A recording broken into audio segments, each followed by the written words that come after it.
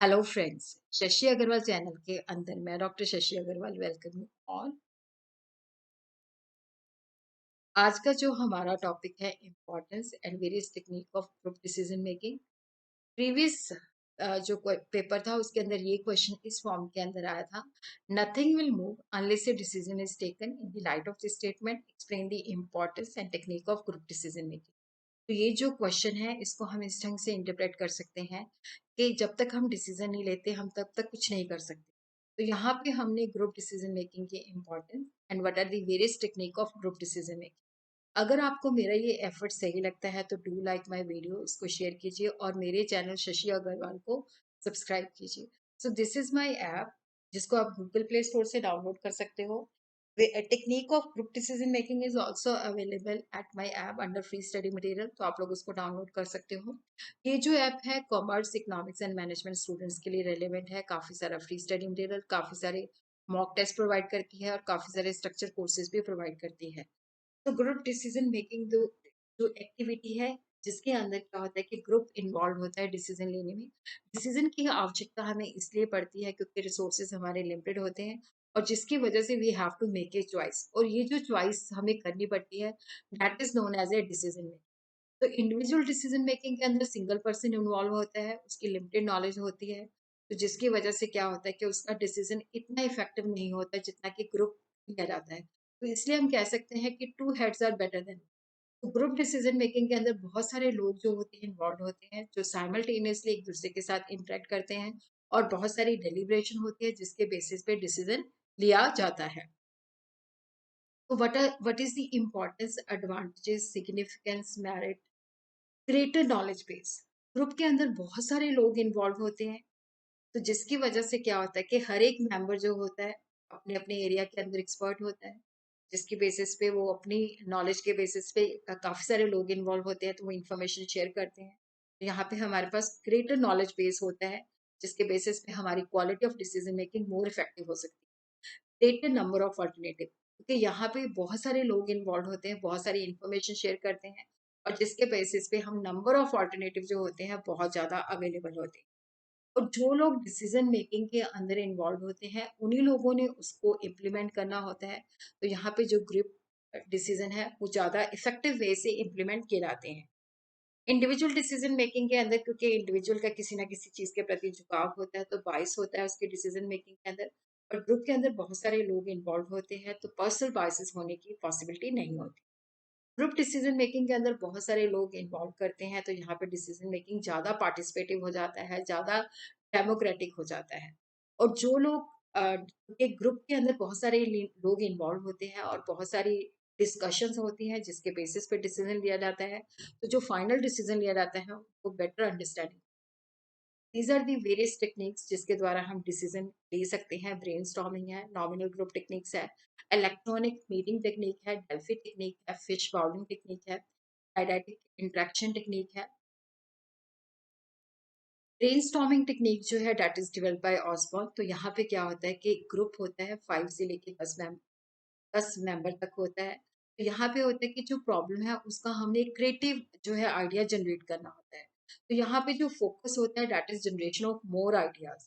तो यहाँ पे हर बंदा जो है अपनी क्रिएटिविटी और इमेजिनेशन के हिसाब से आइडिया जनरेट करता है, कोई भी व्यक्ति उसके आइडिया को क्रिटिसाइज नहीं करता। तो मेंबर्स को इनकरेज किया जाता है कि वो ज्यादा से ज्यादा आइडियाज दें। तो यहाँ पे जनरेटिंग ऑफ आइडिया के ऊपर ज्यादा फोकस होता है रेदर कि हम उसको क्रिटिकली एवेलुएट करें। जितने ज्यादा आइडियाज होते हैं तो प्रोबेबिलिटी होती है कि हम वहां से ज्यादा क्रिएटिव सोल्यूशन फाइंड आउट कर सकते हैं। इसके अंदर जो स्टेप्स है कि जब ग्रुप के अंदर डिस्कशन होती है, जब एक व्यक्ति अपना मेंबर जो है आइडिया दे रहा होता है, कोई उसको जजमेंट नहीं करेगा, कोई उसके आइडिया को क्रिटिसाइज नहीं करेगा। हर एक बंदा जो है अपनी क्रिएटिविटी और बिना किसी डाउट और सस्पिशन के, बिना किसी फियर के अपना आइडिया जनरेट करेगा। तो यहाँ पे क्वांटिटी के ऊपर ज्यादा फोकस किया जाता है। पार्टिसिपेंट को इनकरेज किया जाता है कि वो जो दूसरे के आइडियाज को आपने क्रिटिसाइज नहीं करना, बट अगर आपको लगता है उसको मॉडिफाई करके या इम्प्रूव करके आप अपना आइडिया प्रेजेंट कर सकते हो। ये एडवांटेजेस होते हैं कि ज्यादा लोग इन्वॉल्व होते हैं, ज्यादा इफेक्टिव है, और ये बहुत ज्यादा टाइम कंज्यूमिंग है। नॉमिनल ग्रुप टेक्निक जो है सिमिलर टू ब्रेनस्टॉर्मिंग बट उससे बेटर है। तो यहाँ पे ग्रुप इंटरेक्शन को कंट्रोल किया जाता है और स्ट्रक्चर वे के अंदर जो है डिसीजन लिया जाता है। मेंबर जो है एज ए ग्रुप मिलते हैं, हर एक मेंबर जो है इंडिपेंडेंटली अपने व्यू पॉइंट लिखता है, और जब तक सब लोग अपने आइडियाज रिकॉर्ड नहीं कर लेते कोई डिस्कशन नहीं होती। फिर डिस्कशन होती है, हर एक मेंबर जो है इंडिपेंडेंटली जो आइडियाज होते हैं उनकी डिस्कशन होती है, वहां पे रैंकिंग करता है और फाइनल डिसीजन लिया जाता है जिसकी हाईएस्ट एग्रीगेट जिस आइडिया की हाईएस्ट एग्रीगेट रैंकिंग। तो नॉमिनल ग्रुप टेक्निक के ये बेनिफिट होते हैं। तो मतलब ये जो टेक्निक है, क्योंकि इंडिविजुअल क्रिएटिविटी और ग्रुप क्रिएटिविटी दोनों को जो है कंबाइन करती है, इंटीग्रेट करती है, और इसके अंदर काफी सारा टाइम भी बचता है और सारे मेंबर जो है इक्वली पार्टिसिपेट करते हैं।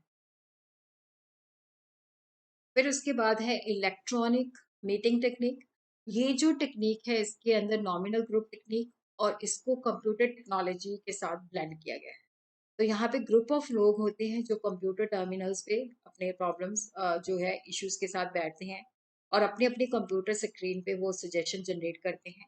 तो यहाँ पे इंडिविजुअल और एग्रीगेट रिस्पॉन्स जो होते हैं वो डिस्प्ले किए जाते हैं। इसके ये मेरिट होते हैं कि यहाँ पे जो डिसीजन मेकिंग है वो काफी स्पीड मतलब तेजी के साथ होता है। तो यहाँ पे जो ये जो टेक्निक है इसके अंदर जो मेंबर्स के जो आइडियाज होते हैं उनके नाम वहाँ पे डिस्प्ले नहीं किए जाते। तो यहाँ पे क्विक प्रोसेसिंग होता है, क्योंकि यहाँ पे हर मेंबर कंप्यूटर के द्वारा अपने आइडियाज प्रेजेंट करता है, तो लो इंटरपर्सनल कॉन्फ्लिक्ट होती है। पर ये कॉस्टली है क्योंकि इसके अंदर हम टेक्नोलॉजी का यूज करते हैं। और यहाँ पे लो कमिटमेंट भी होती है, और इसी तरह क्या होता है कि यहाँ पे ग्रुप के आपस में कोई डिस्कशन नहीं होती। तो eliminate the sense of cohesiveness.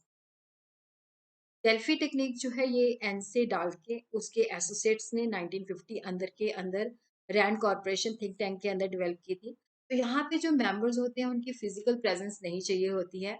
तो यहाँ पे जो एक्सपर्ट्स होते हैं किसी को ये नहीं पता होता है, जैसे मान लो 6-7 लोग हैं तो किसी को नहीं पता होता कि हम इस प्रॉब्लम के ऊपर बात मतलब डिस्कशन चल रही है। यहाँ पे प्रॉब्लम जो है मेंबर्स को बताई जाती है, सैंपल ऑफ एक्सपर्ट जो है सिलेक्ट किया जाता है, एक क्वेश्चन डेवलप किया जाता है और हर एक एक्सपर्ट को भेजा जाता है, फिर उनका वहां से रिस्पॉन्स आ जाता है। फिर देखा जाता है कि कौन से क्वेश्चन है जहाँ पे कंसेंसस हैं और कौन से क्वेश्चन है जहाँ पे कंसेंसस नहीं है। उसके बेसिस पे क्वेश्चनर बनाया जाता है और फिर दोबारा से भेजा जाता है। तो यहाँ पे न्यू रिस्पॉन्स आ जाता है। ये साइकिल तब तक चलता रहता है जब तक कि सबकी रजामंदी उसके ऊपर अकर नहीं करती।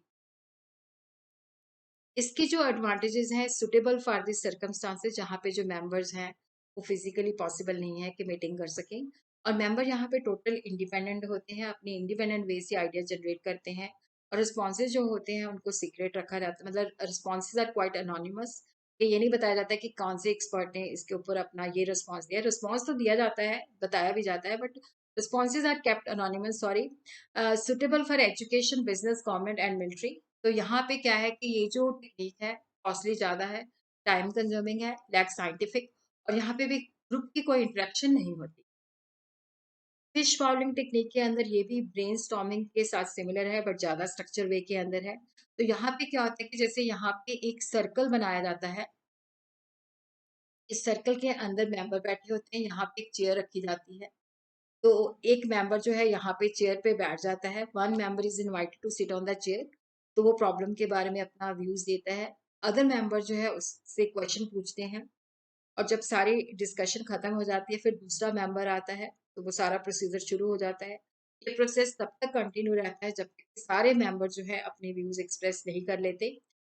जब एक डिस्कशन होती है, after all the experts they have discuss their view, entire group जो है बहुत सारे ऑल्टरनेटिव जो सजेस्ट किए गए थे उसको डिस्कस करता है, और उसके बेसिस पे जो कंसेंसस होती है जिसके ऊपर सबकी रजामंदी होती है तो उसके बेसिस पे वो चूज कर लिया जाता है। इडैटिक इंटरेक्शन के अंदर जो है ये कुछ सिचुएशन के अंदर ही पॉसिबल है, जहाँ पे जो आंसर होता है यस और नो के अंदर होता है कि ये चीज खरीदनी है, यस और नो, ये चीज बेचनी है, यस और नो। और ये जो सिचुएशन होती है जिसके अंदर एक्सटेंसिव एंड एग्जॉस्टिव डिस्कशन होती है, इन्वेस्टिगेशन होती है, क्योंकि ये होती है कि रॉन्ग डिसीजन नहीं हमें, क्योंकि रॉन्ग डिसीजन जो है उसके बहुत ही बैड कॉन्सिक्वेंसेस होते हैं। इसके अंदर क्या होता है कि जो ग्रुप है उसको दो ग्रुप्स के अंदर, सब ग्रुप्स के अंदर डिवाइड कर दिया जाता है। एक जो है यस, जो मतलब वो मेंबर जो यस डिसीजन लेते हैं, सेकंड जो है नो डिसीजन लेते हैं। तो फर्स्ट ग्रुप जो है वो लिस्ट करेगा प्रो, सेकंड ग्रुप जो है वो लिस्ट करेगा इसके क्या नुकसान है। फिर उसके बाद ग्रुप आपस में मिलते हैं, डिस्कशन करते हैं, फिर डिस्कशन के बाद क्या होता है कि जो नो वाला है वो यस में ग्रुप में कन्वर्ट हो जाएगा और यस वाला नो में कन्वर्ट हो जाएगा। और उस तरीके से वो अपनी जो ओन ओरिजिनल व्यू पॉइंट्स होती हैं उसके अंदर जो है वो मतलब जो है वीकनेसेस फाइंड करते हैं। This interchange of idea and tolerance and understanding of opposing view point result in mutual acceptance of fact और उसके बेसिस पे एक सोल्यूशन जो है निकाला जाता है।